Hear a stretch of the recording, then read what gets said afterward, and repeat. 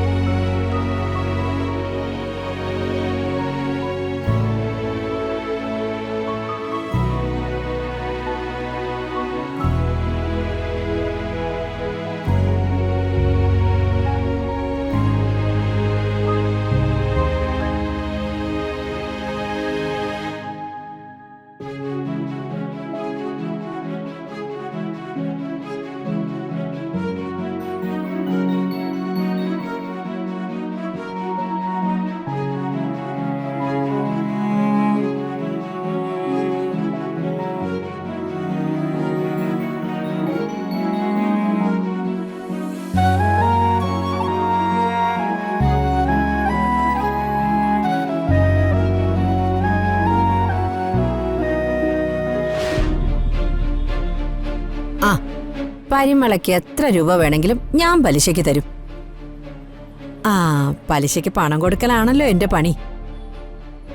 പക്ഷെ കൃത്യ ദിവസം കൃത്യസമയത്ത് പലിശ തന്നോണം. അല്ലെങ്കിലേ അപ്പോഴത്തെ രുക്മിണിയുടെ നിറം ഇതല്ലേ. ഞാനൊരു ചന്തയായി മാറും, താനീ ചന്ത. എത്ര രൂപ പലിശയ്ക്ക് വേണ്ടത്? ഒരു 10,000 രൂപ. ആക്സോ ബ്ലേഡാണോ വെറും ബ്ലേഡാണോ അത് ശൗര്യക്കത്തിയോ? എന്നുവെച്ചാ എക്സ്പ്ലെയിൻ ചെയ്യാം. ബ്ലേഡ് എന്ന് പറഞ്ഞ മാസം ഒരു പ്രാവശ്യം പലിശ. ആക്സോ ബ്ലേഡ് എന്ന് പറഞ്ഞ ആഴ്ച തോറും പലിശ തരണം. ശൗര്യക്കത്തി എന്ന് പറഞ്ഞ ഡെയിലി പലിശയും മുതലിന്റെ ഒരു ഭാഗവും തരണം. അയ്യോ, എനിക്ക് ബ്ലേഡ് മതിയേ. ഓ,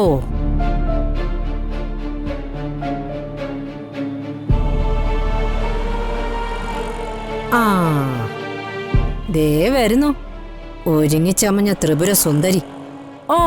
ആടയാഭരണങ്ങൾ അണിഞ്ഞു വരുന്ന വരവ് കണ്ടില്ലേ? രുക്മിണിയുടെ മരുമോളല്ലേ? എന്റെ മരുമോളൊന്നും അല്ല, അവളെ ഞാൻ അടിച്ചോടിച്ചു വിട്ട്. ഓ ഇവളിപ്പോ വലിയ ഉദ്യോഗസ്ഥയല്ലേ, ഇൻകം ടാക്സ് ഓഫീസറാ.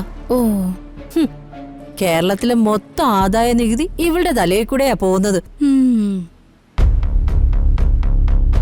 പരിമളം, ഒരവസരം കിട്ടിയ ഞാൻ ഇവളെ 2 ചീത്ത പറയും. നീ എന്നൊന്ന് സപ്പോർട്ട് ചെയ്യണേ. ഞാൻ രുക്മിണിയുടെ പിറകിൽ നിന്ന് ഏലസ വിളിച്ചോളാം. അത് മതി. ഇനി അവള് കൈ വലിച്ച് എന്റെ കരണത്തിട്ട് കീച്ചിയാലോ? പരിമളം, ഈ വരുന്ന ആളെ കണ്ടോ? കളക്ടറോ, നമ്മുടെ ഡിസ്ട്രിക്ട് കളക്ടർ. എങ്ങനെയോ ആരെയോ കണ്ണും കലാശമൊക്കെ കാണിച്ച് ഒരു ജോലി തട്ടിയെടുത്തു. ഇനി ഇവളൊക്കെ കൂടി ഈ ഭൂമി തിരിച്ചു വെക്കും. വേണ്ടെന്ന് വെച്ചാലും പുറകെ വരികയാണല്ലോ. നിങ്ങൾ മനുഷ്യരെ വഴി നടക്കാൻ സമ്മതിക്കില്ലേ? അയ്യോ, മഹാറാണി ശ്രീലക്ഷ്മി ബായി അല്ലയോ, നീ വഴി നടന്നോടി. അതെ, ഒരു പല്ലക്ക് കയറി വരാത്തെന്തെന്നാ എന്റെ ചോദ്യം. നിങ്ങളോട് സംസാരിച്ചാലേ എന്റെ ദേഹത്ത് ചെളി പറ്റും. പക്ഷെ ഗത്യന്തരം ഇല്ലെങ്കിൽ എന്ത് ചെയ്യാൻ പറ്റും? എനിക്ക് പല്ലക്കും കുതിരവണ്ടി ഒന്നും വേണ്ട ഓഫീസിലേക്ക് പോവാൻ. നിങ്ങൾക്കേ ഒരു പോലീസ് ജീപ്പ് ഞാൻ വരുത്തട്ടെ ലോക്കപ്പിൽ പോവാൻ?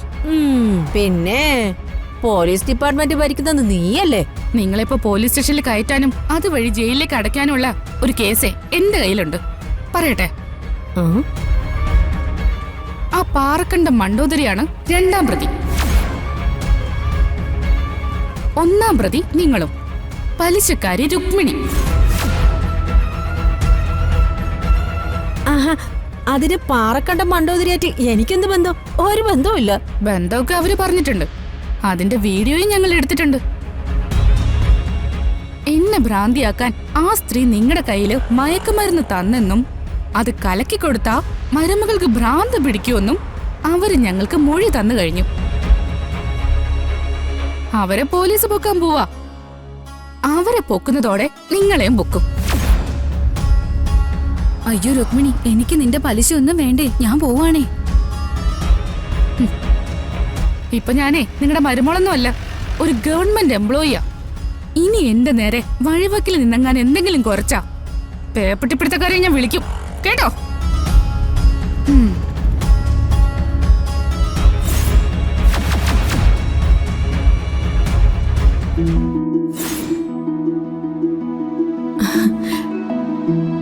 നെറ്റില് ചന്ദനം തൊട്ട് കഴിഞ്ഞാല് എന്ത് ഐശ്വര്യ. ഇതിനെയാ മുഖശ്രീ എന്ന് പറയുന്നത്.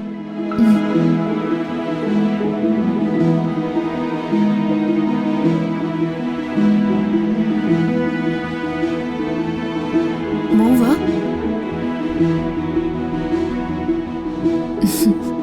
മോൻ കുളിച്ചോ?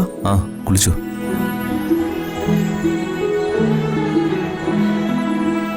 ഐശ്വര്യവും സന്തോഷവും ഉള്ളതാവട്ടെ ഇന്നത്തെ ദിവസം.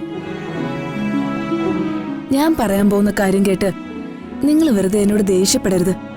എന്താ അമ്മേ? അമ്മേ പറയേ. പ്രതാപേട്ടനെ വെറുതെ ഇറിറ്റേറ്റ് ആക്കണ്ട. ഞാന് ഒന്ന് പൊയ്ക്കോട്ടെ. ഇതിനുള്ള മറുപടി വളരെ നേരത്തെ തന്നതാ. അമ്മ എങ്ങോട്ടും പോകുന്നില്ല. അത് മോളെ, ഇറിറ്റേറ്റഡ് ആവുന്നവരായിക്കോട്ടെ. അമ്മ, അമ്മയുടെ സ്വന്തം വീടല്ലേ ഇത്. അമ്മ ഈ വീട് വിട്ട് എങ്ങോട്ടും പോകുന്നില്ല. വഴക്ക് പേടിച്ചിട്ടാണ് അമ്മ പോകുന്നെങ്കിൽ വഴക്കൊക്കെ കഴിഞ്ഞു. അമ്മ ഇവിടെ നിൽക്കുന്ന കാര്യം വർമ്മ സാർ അംഗീകരിച്ചു. പിന്നെന്താ അമ്മേ? എന്തൊക്കെയായാലും എന്റെ ഭർത്താവല്ലേ പ്രതാപേട്ടൻ. അദ്ദേഹം എന്നെ ഒരു നിത്യശത്രുവായി കാണുന്ന വീട്ടില് അച്ഛൻ അമ്മയെ നിത്യശത്രുവായി കാണുന്നെങ്കിൽ അതിന് അച്ഛൻ തന്നെ കുറ്റക്കാരൻ. ഭാര്യ വിശ്വസിക്കാതെ പെങ്ങളെ മാത്രം വിശ്വസിക്കുന്ന അച്ഛൻ, അതിനമ്മ കുറ്റക്കാരിയല്ല. അമ്മ ഒരിടത്തേക്കും പോകുന്നില്ല. പോകുന്ന കാര്യം ഇനി മേലിൽ ഇവിടെ മിണ്ടാൻ പാടില്ല. മനസ്സിലായല്ലോ?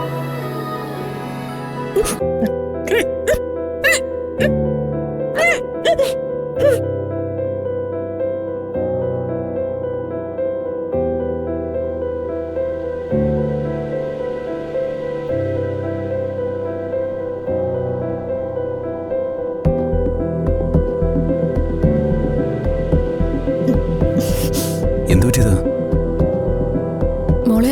എന്തു പറ്റിയതാ? ഫുഡിന്റെ പ്രശ്നമാണെന്ന് തോന്നുന്നേ. ആ, അതിന് നേരം വെളുത്തിട്ട് ഇത്രയല്ലേ ആയുള്ളൂ. ഫുഡ് എവിടുന്ന് കഴിച്ചു?